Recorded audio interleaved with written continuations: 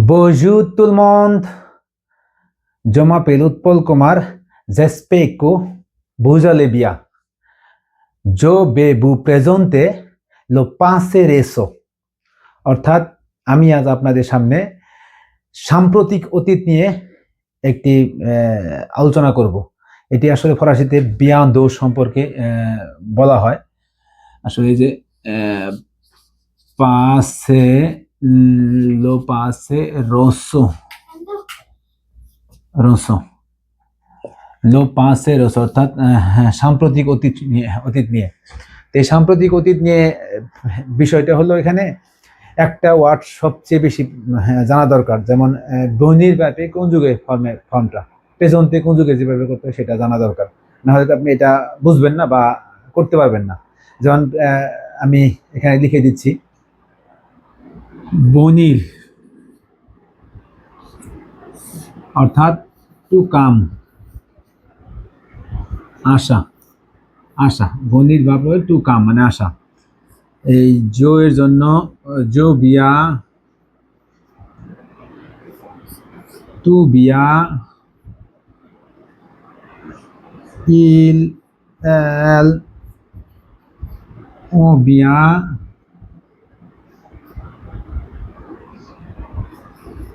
nous bonnet vous bono et il et elle bien।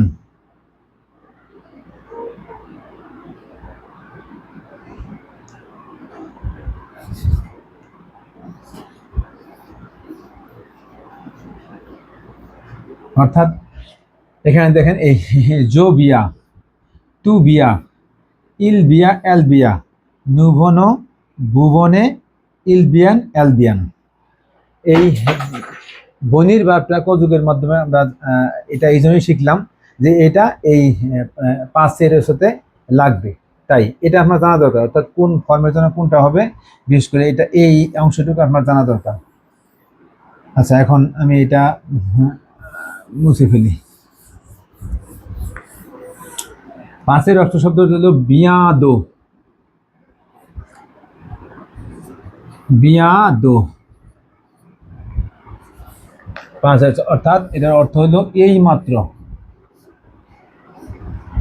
এই মাত্র। এটার কনজুগেশন ফর্ম হলো সুজে প্লাস বনির বাপ এর প্রেজেন্টে কনজুগেশন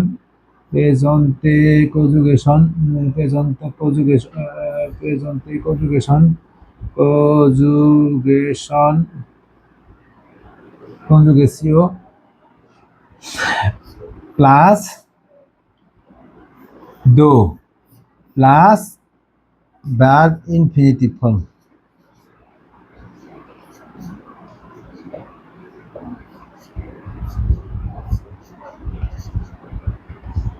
অর্থাৎ সাবজেক্ট থাকবে বনির ভার্বে, যেটা আমি দেখাইলাম প্রেজেন্টে কোনজুগে, তার আগে এটা থাকবে, তার সাথে দো হবে, অর্থাৎ বিয়া দো। হ্যাঁ, মানে এটা জয়ের জন্য দেখাচ্ছি আমি আর কি, এটা জো বিয়া দো মানে জয়ের জন্য দেখাইছে আর কি। মানে মেইনলি শব্দটা হলো বিয়া দো, ভার্বের প্রেজেন্ট অ্যাকচুয়াল ফর্ম ইনফিনিট ফর্মটা বসবে। যেমন আমি এখন একটা উদাহরণ দিয়ে বুঝাই দিই।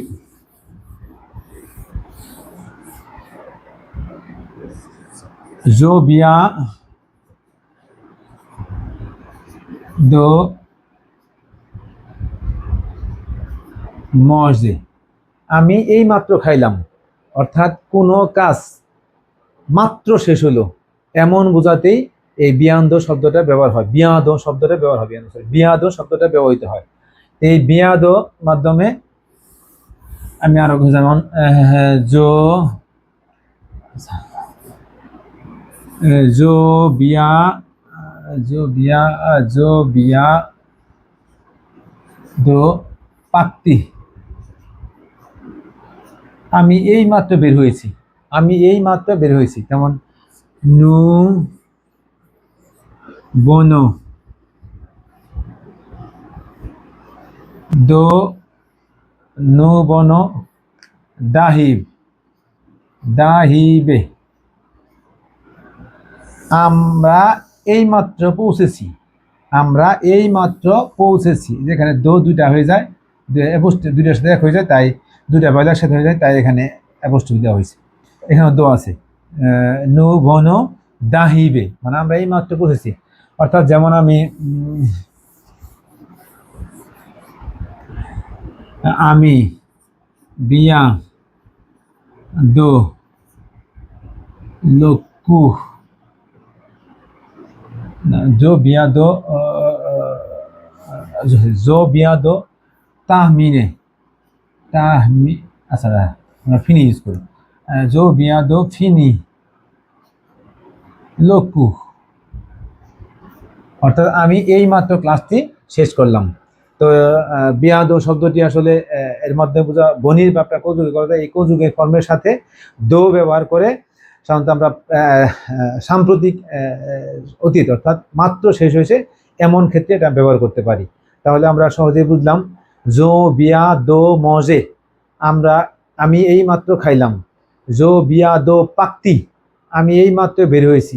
নো বিয়া দাহিবে, আমরা এইমাত্র পৌঁছেছি।